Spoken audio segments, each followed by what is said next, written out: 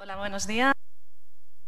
Ainhoa Serna y trabajo en la Universidad de Mondragón. Soy la directora de lo que es el área de investigación en turismo y os voy a presentar un proyecto que ha estado sostenido por una acción COS de Horizon 2020 y por un proyecto del Ministerio Español de los retos de excelencia. El proyecto se llama la evaluación de un turismo sostenible y movilidad. En el caso justo de lo que son los programas de bicis públicas compartidas. Es un poquito lo que vamos a evaluar. Todos los programas que existen a nivel mundial, vamos a comentarlos y vamos a evaluar en concreto los que hay a nivel de España. Bien, todos sabemos en esta aula, ¿no?, que el turismo está estrechamente relacionado al transporte y la movilidad y que el turismo sostenible y el transporte están en la agenda de los principales agentes de turismo y de los gestores públicos. El transporte también sabemos que es un conductor clave que al final facilita lo que es el desarrollo social y económico. Y el transporte, el sector del transporte, de hecho, es capaz de producir hasta 9 millones de trabajos en la Unión Europea, según los datos que tenemos a 2013. 9 de cada 10 ciudadanos europeos creen que la situación del tráfico se debería de mejorar, que es un problema real en Europa. Y la bicicleta, ahí es donde juega un papel muy importante. El rol de la bicicleta como un transporte, como un modo de transporte sostenible, puede ser clave para lo que es un turismo sostenible. Además, un potencial ejemplo de turismo sostenible es el cicloturismo, que también aparece. Hay bastantes investigaciones a partir del 2003. Según los datos que tenemos del 2000, tenemos cifras de 200 millones de bicicletas en toda Europa. Si comparamos esto con los 160 millones de coches, parece que es un poco abrumador, ¿no? Pero realmente, de toda esa cifra, de todos esos 200 millones de bicicletas, en un día determinado solo se utilizan el 10% de esa cuenta total. Y de ese 10%, solo el 4% ya se estima que son usadas para ocio. Además, tenemos otros datos también más actualizados que al final de este año pasado, del 2016, dentro de lo que es el mapa que existe en la contabilización de todos los programas de bici pública compartida, tenemos que hay más de 2.294.600 bicis para usar de forma compartida a través de estos programas a nivel mundial. Y de hecho es bastante significativo que en el último año casi se ha duplicado esta cifra. Pasábamos de tener 1 millón y pico a tener ya más de 2 millones. Además, en relación con este aumento, también ha aumentado, por supuesto, el número de programas, el número de programas de lo que es bicis públicas compartidas a través de todo el mundo. En Asia, sobre todo, ha habido un grandísimo aumento, y lo que tenemos contabilizado a fecha del 2016 son 1.188 programas de bici pública compartida. Los datos, aunque vemos hay un mapa chiquitín, si veis el link, el site, es el mapa mundial a nivel de programas de bicis compartidas, y esto fue una iniciativa llevada por Pol de Mayo. Pol de Mayo fue una persona bastante visionaria en este tema y inició el contabilizar y el actualizar todos estos datos a nivel mundial. Luego, a partir del 2009, Russell Medin tomó las riendas de este site y es el que lo sigue manteniendo y actualizando esos datos. Aquí, por ejemplo, podemos ver de una forma rápida en una pintura todos los programas de transporte de bici pública compartida a nivel mundial. Llama la atención, no vemos bien un poco los iconos porque se sobreponen. Hay tanta concentración de programas en Sudamérica, en Norteamérica, en Europa y también en Asia, que vemos ahí pues un poquito apelotonados, un poco superpuestos todos los programas de bici. Si nos fijamos, centrándonos en España, podemos ver algo que llama la atención. Vemos iconos de un icono de una bici verde que nos va a representar que ese sistema, ese programa de bici pública compartida está operativo, está en activo, funciona bien.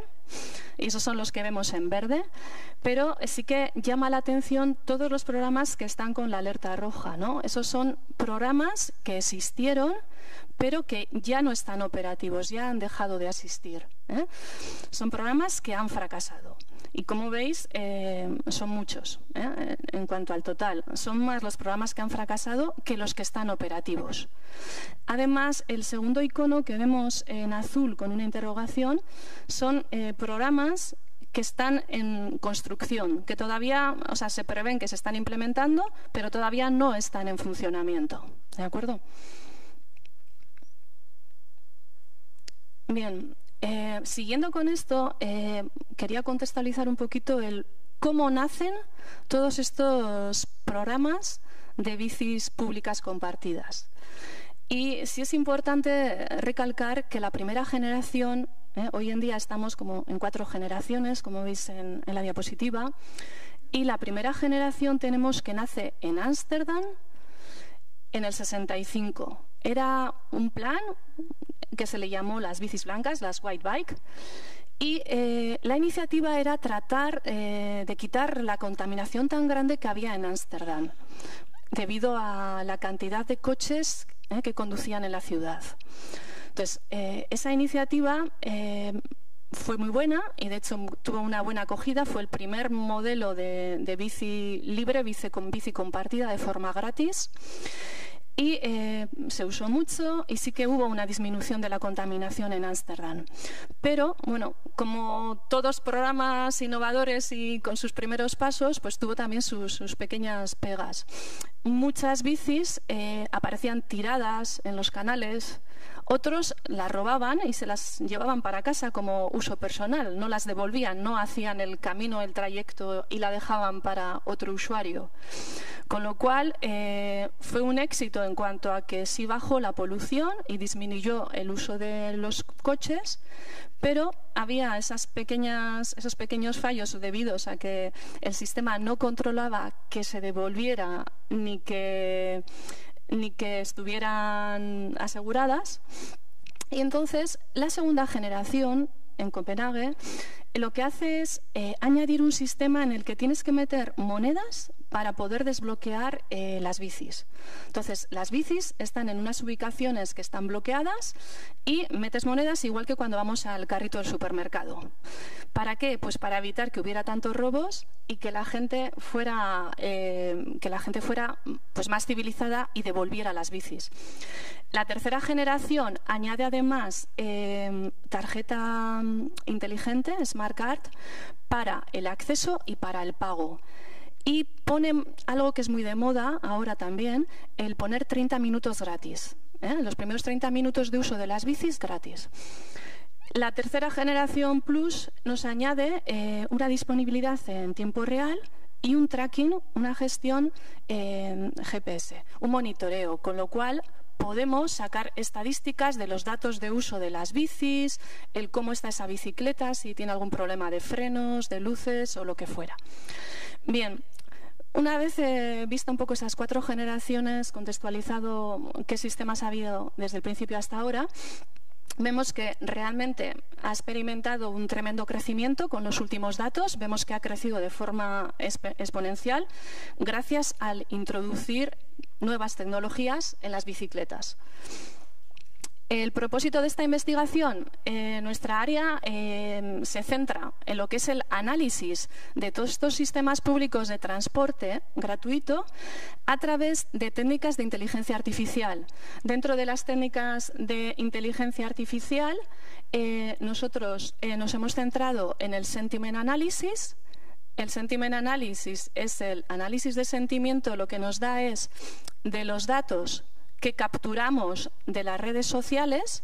En este caso concreto veis que he puesto TripAdvisor, Twitter y Facebook. Tenemos opiniones, comentarios vertidos de forma natural, sin ninguna presión. Cuentan lo que ellos en ese momento han sentido. Entonces los datos son muy ricos. Nosotros analizamos esos datos con estas técnicas de inteligencia artificial y podemos saber qué aspectos de las bicis, de estos sistemas, son positivos y cuáles no, cuáles son negativos. Con lo cual podemos sacar las bondades, las virtudes y las desventajas que se ven todavía, las carencias que se ven en estos sistemas. Bien, el caso de estudio, hemos analizado de todos los que teníamos, los que sí tenían Twitter, Facebook o había comentarios en TripAdvisor. Entonces, de todos los sistemas de los que estaban en marcha, de todos los sistemas a nivel de España, nos quedaban 46 programas de bici pública y hemos analizado desde el periodo desde el 2010 al 2016. Hemos utilizado el análisis, como se encontraban escritos los comentarios en diferentes lenguas, hemos hecho el análisis en las 5 lenguas que hemos encontrado, en español, en inglés, en catalán, en euskera y en francés, con un volumen total de 43.074 comentarios. Aquí podemos ver varios ejemplos. El primer ejemplo es un ejemplo positivo, muy positivo, en el que es un ejemplo de TripAdvisor, en el que hacen un tour en bicicleta y ven cómo, pues bueno, esa experiencia de andar en bici es una experiencia muy buena, muy rememorable, ¿no? Entonces vemos en verde los adjetivos, los adverbios que encontramos en el texto que nos permiten identificar ese comentario como positivo. Además, luego, en la parte de abajo, vemos otro comentario en el que os he marcado en rojo los términos que son conceptos negativos, que nos darían una polaridad negativa. Entonces, estos nos ayudan a ver en qué pueden mejorar esos sistemas. En los resultados vemos que la mayoría de los comentarios están escritos, por supuesto, al ser a nivel estatal, al ser a nivel de España, en español, el 76%, y que tenemos en catalán casi el mismo porcentaje de comentarios escritos que en inglés, un 12 y un 11. En euskera tenemos un 1% y en francés un 0,1%. Y frente al volumen, con respecto a los medios sociales, tenemos que en Twitter es donde más datos hemos encontrado, luego tenemos en Facebook y en TripAdvisor un 11%. Bien, aquí podemos ver que en Twitter y en Facebook los aspectos peores evaluados, los más negativos, han sido incidencias debido al mantenimiento, a cómo están las estaciones, al número de estaciones, cómo están las bicicletas, el mantenimiento de las bicicletas, o el servicio que ha prestado la propia compañía cuando alguien ha intentado ponerse en contacto con ellos. En TripAdvisor, como el perfil también es distinto, son más turistas, pues son muy positivos y sobre todo recalcan los caminos en los que han ido en bici, el guía y la experiencia que ha sido andar en bici. Luego, de la parte del análisis de sentimiento, vemos negativos, en resumen, el servicio, las infraestructuras, la poca fiabilidad del sistema con el que hacen la gestión y el número de estaciones y el alcance, hasta dónde llega, cuánto cubren del área que tenemos que andar. Lo positivo, el precio, tanto los usuarios como las propias compañías califican con estos adjetivos que veis en el segundo párrafo, con muy buen precio, el tema de las diferentes empresas que ofrecen las bicis públicas. Los mejores evaluados positivamente son, por lo tanto, el precio de la experiencia de bici, de andar en bici, y también recalcar que los programas que usan bici eléctricas son bastante más positivos que los que no las usan. Como conclusión final, gracias al análisis de sentimiento hemos visto que hay 5 factores clave para que tenga éxito la implantación de un sistema, de un programa público de bici compartida. Y serían tener en cuenta que haya un número equilibrado de bicis por residente para poder, en momentos de pico, poder cubrir esa demanda. La calidad de las bicis. Como veis, si encontramos bicis que no están en buena calidad, que le faltan cosas o que funcionan mal, pues es un tema clave también para que ese sistema se venga abajo. El área que cubre, que sea lo suficientemente extensa como para que sea útil. La densidad de las estaciones, que haya el suficiente número de estaciones de bici y además, sobre todo, que sea fácil el hacer las gestiones, las reservas, los anclajes, el poder monitorear en real la disponibilidad de las bicis. Y todo eso en las últimas generaciones ya se está poniendo con toda la parte de electrónica y con los kioscos en las estaciones, con kioscos táctiles y demás. Y un poco estos serían los 5 factores claves que hemos encontrado para que realmente uno de estos sistemas tenga validez, esté en operación y no fracase. Bien, sin más, dar las gracias a la acción COS del Horizon 2020 de Social Networks and Travel Behavior y al programa Reto del Ministerio de Economía y Competitividad Española, que nos han permitido poder hacer esta investigación. Muchas gracias por vuestra atención.